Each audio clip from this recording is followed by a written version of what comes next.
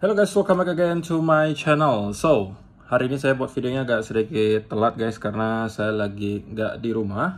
Mungkin kalian bisa notice saya sekarang lagi ada di hotel dan lagi di luar kota, lagi ada di Singkawang. Untuk kalian yang orang Singkawang mungkin boleh komentar di bawah kira-kira tempat mana aja nih yang wajib dikunjungi di Singkawang. Soalnya kadang ke Singkawang bingung juga gitu kan, ke tujuannya kurang banyak. Silahkan kalau misalnya kalian orang Singkawang komentar aja. Nah, untuk market hari ini tentunya saya tadi ada sempat sedikit ngeliat chart. Hal pertama yang saya lihat tentunya bahwa Bitcoin kembali ke kurang lebih area 40.000 dolar. Dan ini sebenarnya ada kemarin saya kasih tahu kalian ya, bahwa kalian harus waspada selalu apabila kalian kemarin ada sempat masuk. Karena setup misalnya double bottom kemarin yang saya jelaskan di chart. Saya udah pesan ke kalian kalau kalian udah masuk, kalian harus segera mungkin menggeser stop loss kalian ke area entry supaya mengantisipasi hal yang tadi malam itu terjadi, dimana kita kembali membuat satu lagi low, alias kita turun lagi ke bawah dan kita sepertinya membuat fake breakout gitu ya. Jadi udah saya sampaikan kemarin dan kita sepertinya tidak sempat menyentuh ke area 42.000, so target pertama itu nggak kecapai dan trade saya sepertinya hanya di break even saja karena saya udah menggeser stop loss saya ke area entry. Dan salah satu penyebab utama menurut saya Bitcoin kembali down, dan downnya juga kemarin cukup dalam ya, dari yang kurang lebih 41.500-an hingga kurang lebih 39 ribuan. Penyebab utamanya adalah kembalinya dolar index alias menguatnya kembali US dollar. Kemarin itu kita membuat satu down movement yang cukup baik, namun pada akhirnya kemarin kita kembali membuat V-shape recovery di US dollar. Kalian bisa cek saja chartnya. Dan itu adalah menurut saya salah satu penyebab kenapa Bitcoin kembali down. Dan kalau kalian cek juga beberapa pair, kalau bisa disandingkan dengan US dollar, baik itu misalnya euro, kalau kalian bandingkan dengan dolar, atau misalnya pound sterling dibandingkan dengan dolar, itu rata-rata juga lagi turun. Ya karena memang US dollarnya yang lagi menguat gitu ya. Jadi apa mau dikata gitu ya, walaupun ya, kita sekarang bisa melihat bahwa US dollar udah mendekati area major resistance-nya guys. Cuma permasalahannya memang belum ada konfirmasi yang terlalu signifikan bahwa kita akan mendapatkan koreksi yang berarti. Kemarin itu kita hanya membuat sedikit dip, kemudian kita V-shape recovery. Dan ya tentunya kita sebagai seorang investor berharap ya, kalau misalnya yang terjadi nantinya adalah US dollar udah menemukan local top-nya dan kemudian mendapatkan koreksi mungkin 5-10%. Dan itu menurut saya bisa jadi bahan bakar bagi Bitcoin untuk mendapatkan rally. Dan targetnya tentunya ada di sekitaran 46.000.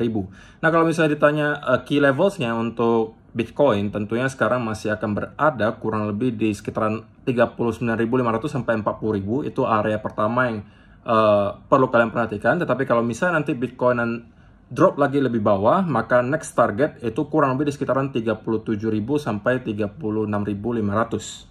Oke, karena di sekitaran situ juga ada lower trend line. Kalau misalnya kalian tarik ascending channel atau misalnya kalian anggapan itu bear flag, yang mana aja terserah gitu ya. Tapi lower trend line-nya kalau kalian melihat ada wick, 2 wick di bawah itu. Nah, kalau kalian tarik itu capainya di titik kurang lebih 37.000 dan 36.000.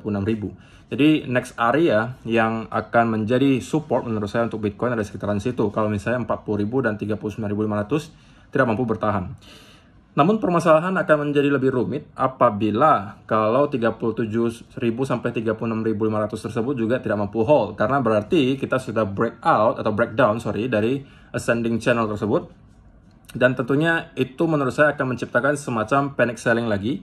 Dan bisa jadi kita akan mendapatkan sedikit long squeeze juga. Dan itu bisa menyebabkan Bitcoin kembali drop mungkin ke area 33.000. Atau bahkan kita bisa mencapai ke sekitaran 30.000 dolar. Who knows gitu ya. Selama US dollar menguat, ya tentunya ini akan berdampak buruk untuk Bitcoin. Dan ya mudah-mudahan gitu ya, kita bisa melihat US dollar terkoreksi dalam beberapa hari ke depan.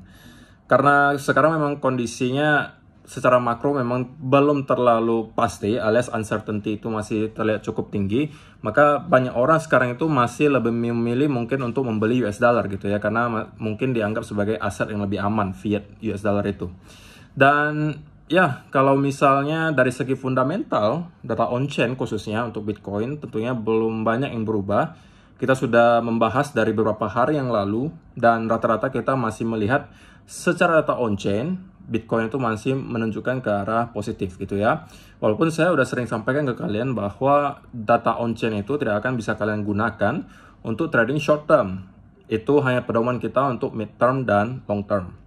Itulah kenapa, karena kita juga udah sulit gitu ya menebak kira-kira bottom dari koreksi kali ini, atau sebagian orang sebutnya mungkin bear market kali ini, itu bottomnya di mana gitu kan. Nah, kita akan sangat sulit menjawabnya, tetapi kalau saya pribadi, saya selalu melakukan dollar cost averaging. Itulah kenapa saya selalu sampaikan saya tidak terlalu pusing dengan harganya naik ataupun turun.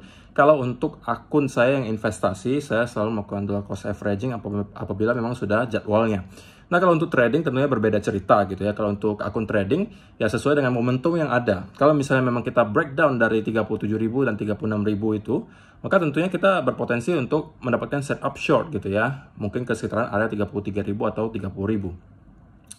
Untuk skenario bullishnya, menurut saya, so far kita masih harus menunggu konfirmasi lanjutan. Yang pengen kita lihat tentunya adalah, kalau kita pengen Bitcoin kembali rally ke atas, pertama yang harus dilakukan tentunya kita harus breakout dulu dari salah satu major resistance, yang harusnya paling terdekat sekarang kurang lebih di $42.000. Nah, kalau kita mampu reclaim di atas $42.000, kemudian consolidate di atas area tersebut, maka mungkin kita mempunyai sebuah indikasi gitu ya, bahwa bull udah start masuk lagi ke market. Dan kita mungkin bisa expect kembali ke 44 atau 46.000. Tapi selama hal tersebut belum terjadi, kita jangan terlalu berekspektasi terlalu tinggi gitu ya. Karena gini guys, selama kita bermain di ascending channel ini, kita masih selalu berpotensi untuk bouncing back and forth. Jadi kita masih bisa bolak-balik di sekitaran situ aja. Jadi sekarang kita kan berada di lower trend line-nya. Jadi kita juga mempunyai potensi untuk kembali bounce ke upper trend line-nya. Nah, selama kita berada di ascending channel ini, ya kita masih mempunyai potensial untuk bounce dari sekitaran sini menuju lagi ke sekitaran 46 atau 47.000. Tapi kalau kita udah breakdown, sekali lagi, next targetnya ada di 33.000 atau bahkan kita ke 30.000. So, saya rasa karena juga saya nggak bisa tunjukin chart ke kalian, mungkin sampai hari Minggu nanti videonya bakalan setupnya seperti ini dulu guys. Karena juga ya saya nggak bisa tunjukin ke chart ke kalian, saya juga nggak bisa tunjukin data di Twitter, Cointelegraph juga nggak bisa, so ini seadanya aja. Mudah-mudahan video hari ini bermanfaat untuk kalian, dan ya, kita akan bertemu lagi di video besok. Bye-bye.